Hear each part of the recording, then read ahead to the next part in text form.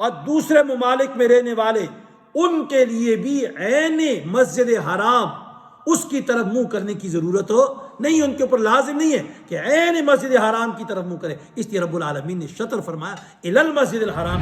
لنولینک قبلة ترضاها فول وجهك شطر المسجد الحرام وحيث ما كنتم فولوا وجوهكم شطره وإن الذين أوتوا الكتاب ليعلمون أنه الحق من ربهم وما الله بغافل عما يعملون. صدق اللہ العظیم. نہایتی قابل قدر مسلمان بھائیوں، بزرگوں، گھروں میں سننے والی میری مسلمان ماؤں، بہنوں، بھائیوں، السلام علیکم ورحمۃ اللہ وبرکاتہ. یہ سورہ بقرہ کی دوسرا پارہ، یہ آیت تلاوت کی آپ حضرات کے سامنے. اس کا پہلا حصہ اس سے پہلے والے درس میں گزر گیا،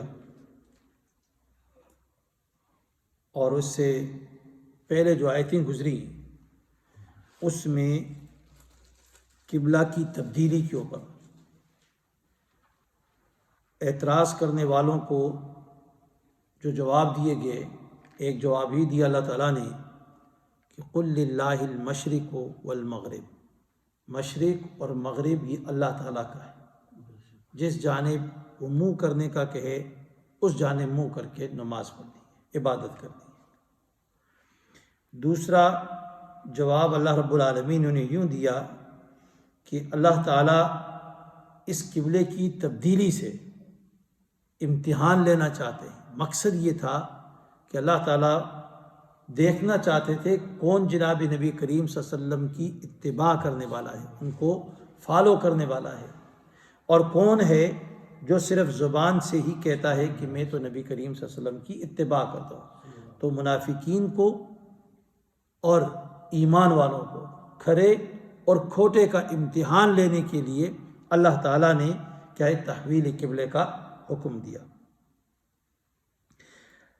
اب اس آیت میں اس پہ پہلا جو حصہ ہے اللہ تعالیٰ نے فرمایا فَلَنُوَلِّيَنَّكَ قِبْلَةً تَرْضَاهَا، کہ ہم ضرور آپ کے رخ کو پھیریں گے اس قبلے کی طرف ترضاها جس کو آپ پسند کرتے ہیں. تو اس میں اللہ رب العالمین نے خوشخبری سنائی تھی کہ ہم آپ کا قبلہ بدلیں گے، اور دوسری جو چیز بتائی کہ آپ صلی اللہ علیہ وسلم سے وعدہ کر دیا، وعدہ کیا کہ ہم ضرور آپ کے قبلے کو کیا ہے چینج کریں گے. کیونکہ جناب نبی کریم صلی اللہ علیہ وسلم مدینہ میں آئے تو بیت المقدس مسجد اقصی کی طرف نماز پڑھ رہے تھے. تو جناب نبی کریم صلی اللہ علیہ وسلم کی خواہش اور وش کیا تھی کہ ہمارا قبلہ بیت اللہ شریف کو بنایا جائے، خانہ کعبہ کو کیا ہمارا قبلہ بنایا جائے. تو اب اس آیت کے دوسرے حصے میں فَوَلِّ وَجْهَكَ شَطْرَ الْمَسْجِدِ الْحَرَامِ، اب اس میں اس وعدے کو پرامس جو اللہ نے کیا اس کو فلفل کیا، پورا کر دیا. جو خوشخبری بتائی تھی کہ ہم آپ کو قبلہ بدلیں گے، اس خوشخبری کو پورا کر دیا. فرمایا فَوَلِّ وَجْهَكَ، سو آپ پھیریے وجہ کا اپنا چہرہ، شطر المسجد الحرام یعنی اپنے چہرے کو آپ پھیریے مسجد حرام کی طرف. فول کا معنی ہے پھیر دے، وجہ کا معنی چہرہ، اور فول وجہ کا اپنے چہرے کو پھیر دیا. اب یہاں پر وجہ اللہ رب العالمین نے کہا وجہ کا. اب وجہ کا اس سے مراد چہرہ صرف نہیں ہے بلکہ پوری اپنے آپ کو پھیر دو، چہرہ بول کر پورا جسم مراد دیا کہ پورے جسم کو کس کی طرف پھیرو؟ مسجد حرام کی طرف. اب یہاں شطر لفظ فرمایا، شطر کا جو لفظ استعمال کیا قرآن کریم میں تفسیر مظہری میں ہے کہ شطر اس چیز کو کہتے ہیں جو کسی چیز سے علیحدہ ہو، جدا ہو. اور عرب جو لوگ ہیں یہ کہا کرتے ہیں کہ دارن شطور، دارن شطور اس گھر کو کہتے ہیں جو دوسرے گھروں سے علیحدہ ہوتا ہے، جدا گھر جو ہوتا ہے اس کو دار الشطور کہا کرتے ہیں۔ فولی وجہ کا شطر المسجد الحرام، مسجد حرام کیا ہے؟ تو فرماتے ہیں مفسرین کہ الحرام سے مراد عزت والی، تکریم والی اور حرمت والی مسجد۔ مسجد حرام کو مسجد حرمت والی مسجد کیوں کہا؟ تو فرمایا کہ اس کو اس لیے حرمت والی مسجد کہا کہ اس میں جنگ و جدال، لڑائی جھگڑا اور شکار کرنا تک کیا ہے، اس میں جائز نہیں ہے۔ فرمایا اب یہاں پر ایک سوال ہوتا ہے کہ قبلہ تو رب العالمین نے خانہ کعبہ کو بنایا، بیت اللہ شریف کو، لیکن رب العالمین فرماتے ہیں فَوَلِّ وَجْهَكَ شَطْرَ الْمَسْجِدِ الْحَرَامِ، مسجد حرام کی طرف اپنے چہرے کو پھیرو۔ تو حالانکہ قبلہ تو اللہ رب العالمین نے بیت اللہ شریف کو بنایا، مسجد حرام کا کیوں کہا؟ مسجد حرام کی طرف کیوں کہا کہ اپنے رخ کو پھیرو؟ تو فرمایا، جواب دیا مفسرین نے کہ مسجد حرام کی طرف منہ کرنے کے لیے اس لیے فرمایا کہ اس طرف اشارہ ہو جائے کہ جو لوگ خانہ کعبہ سے دور ہیں، دوسرے علاقوں میں رہ رہے ہیں، ان پر عین کعبہ کی طرف منہ کرنا یہ واجب نہیں، بلکہ مسجد حرام کی جانب منہ کر لینا ہی کافی ہے، منہ کر لینا ہی کافی ہے۔ تفسیر معارف القرآن میں ہے، فرماتے ہیں کہ اصل قبلہ بیت اللہ شریف ہے۔ اصل قبلہ کیا ہے؟ بیت اللہ شریف ہے، جس کو کعبہ بھی کہا جاتا ہے۔ ظاہر ہے بیت اللہ کا استقبال، رخ کرنا اس کی طرف، اس جگہ تک یہ ممکن ہے جہاں تک بیت اللہ شریف نظر آتا ہے، آنکھوں کے سامنے ہے، لیکن جہاں نظر نہیں آتا تو پھر وہاں پر اس کی طرف تو رخ کرنا مشکل ہو جائے گا۔ اس لیے بجائے بیت اللہ کے اللہ رب العالمین نے کیا فرمایا؟ مسجد حرام کی طرف، تاکہ ہر انسان جو ہے اس جانب کو رخ کر سکے۔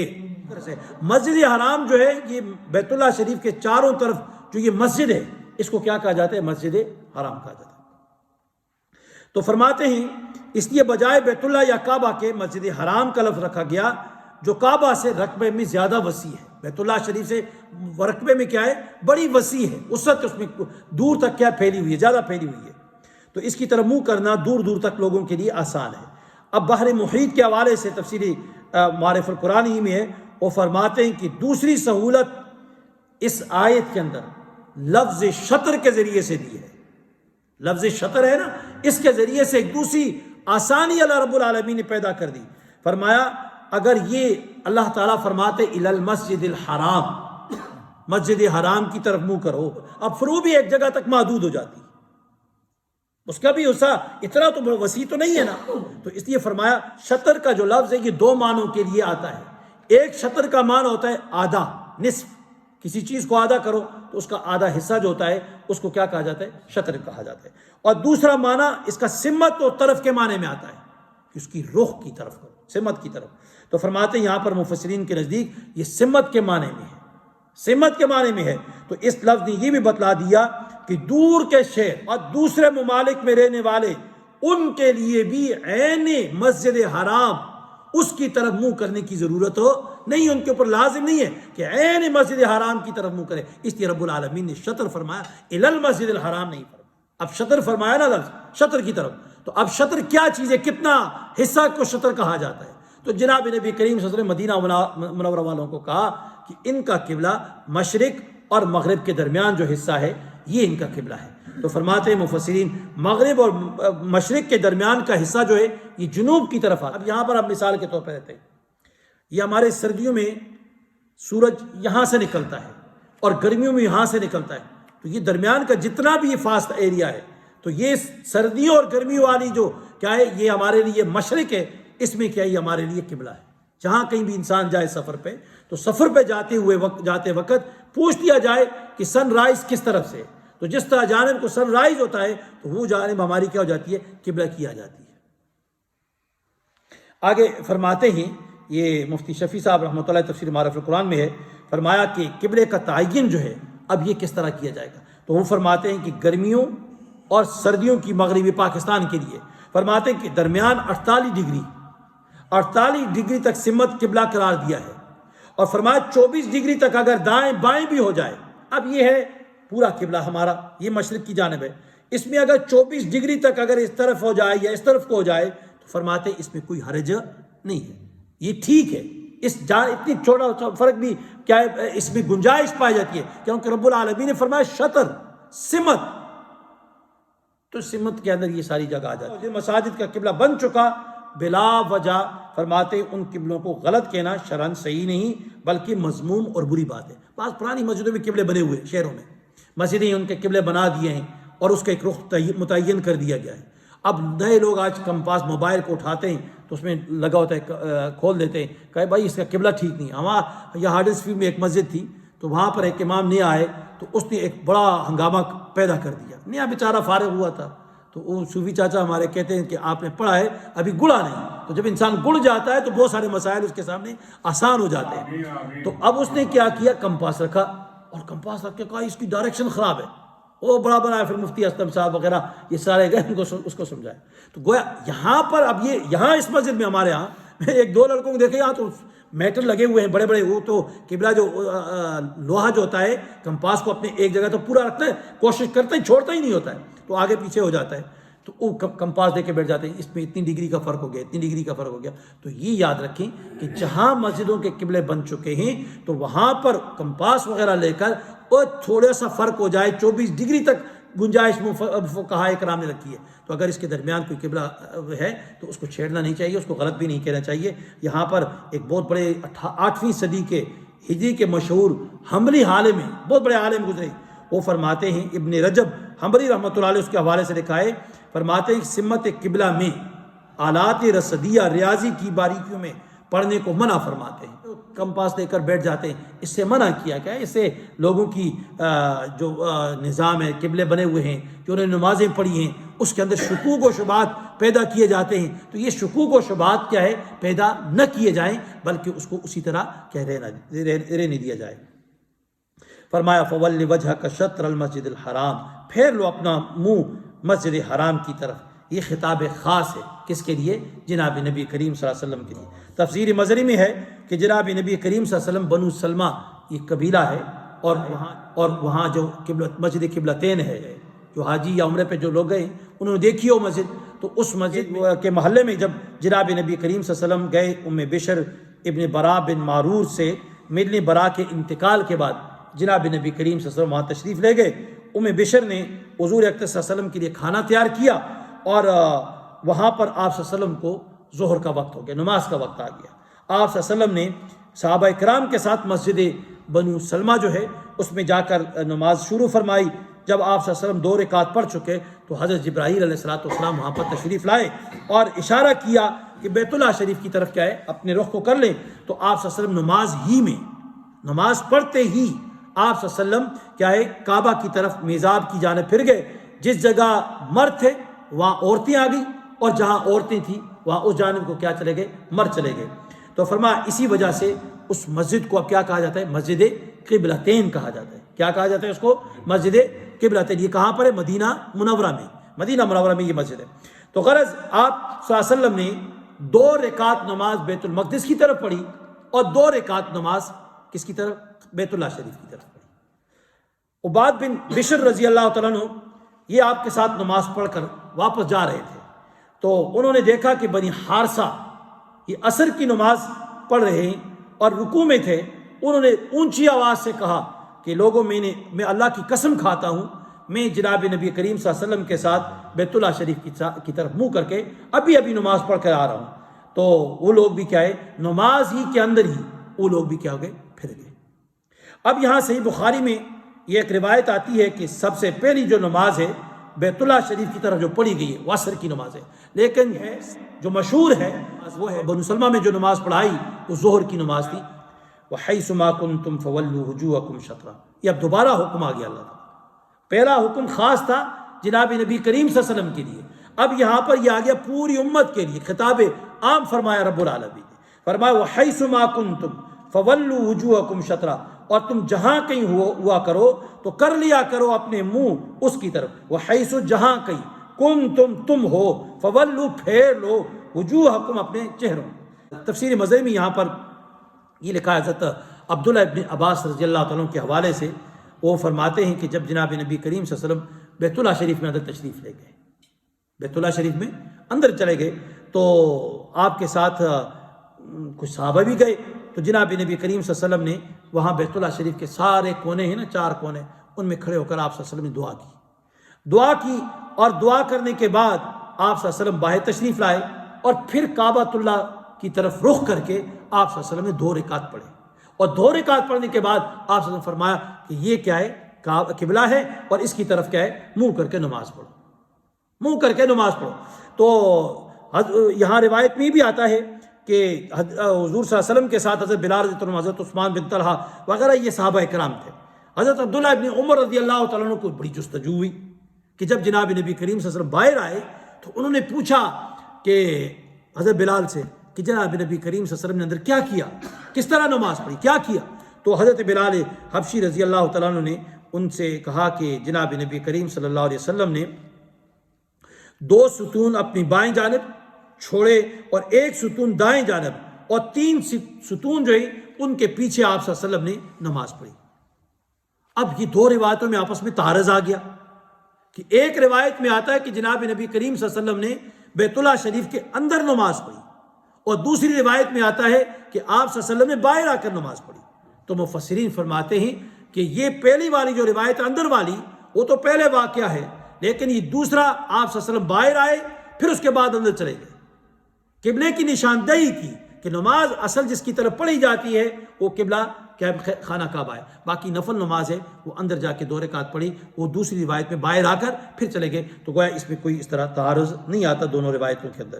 فرمایا وَإِنَّ الَّذِينَ أُوتُوا الْكِتَابَ لَيَعْلَمُونَ أَنَّهُ الْحَقُّ مِنْ رَبِّهِمْ وَإِنَّ الَّذِينَ أُوتُوا الْكِتَابَ۔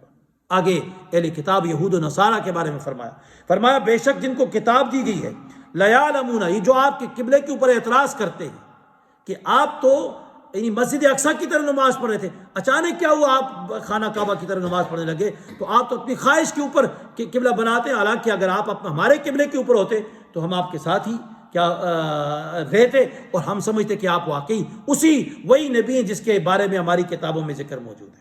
تو فرمایا لیعلمون، البتہ وہ جانتے ہیں، انہ الحق، کہ یہی ٹھیک ہے، من ربہم، ان کے رب کی طرف سے۔ جواہر قرآن میں یہاں پر ایک بات لکھی ہے، وہ فرماتے ہیں یہ آیت جو ہے یہ تحویل قبلہ کی دوسری اجمالی دلیل ہے۔ فرمایا اوت الکتاب سے یہاں مراد یہود و نصارہ ہے، انہ الحق، کہ اہل کتاب خوب جانتے ہیں کہ قبلہ کے بارے میں یہی حکم ہے کہ جناب نبی کریم صلی اللہ علیہ وسلم کا قبلہ خانہ کعبہ ہو۔ ان کو یہ کیسے معلوم تھا؟ کیونکہ فرماتے تورات اور انجیل کے ذریعے سے ان کو یہ معلوم ہو چکا تھا کہ آخری نبی آئے گا، نبی آخر الزمان، یہ آئے گا اور وہ دونوں قبلوں کی طرف نماز پڑھے گا، دونوں قبلوں کی طرف نماز پڑھے گا۔ یہ بات کہاں لکھی ہوئی تھی؟ تورات میں بھی اور انجیل کے اندر بھی۔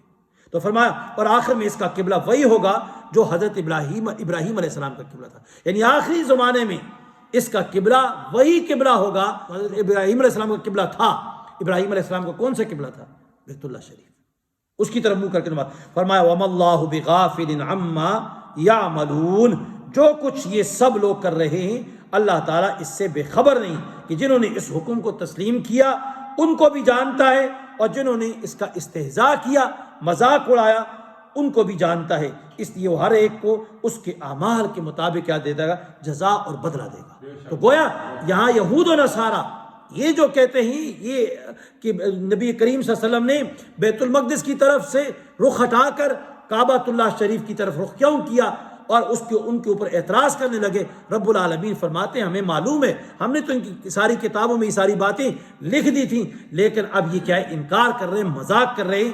تو اللہ رب العالمین ان کے اس عمل سے غافل نہیں، وہ جانتا ہے، اس کو سب کچھ کیا ہے معلوم ہے، وہ سب کچھ دیکھ رہا ہے، وہ بصیر بھی ہے، وہ علیم بھی ہے۔ فرمایا وہ جانتا ہے سب کچھ، تو اس لیے اس کے مطابق جب جانتا ہے تو ان کے اس قول اور اس عمل کے مطابق کل قیامت کے روز کیا کرے گا، رب العالمین جزا اور سزا دے گا۔ رب العالمین سے دعا ہے کہ جو کہا ہمیں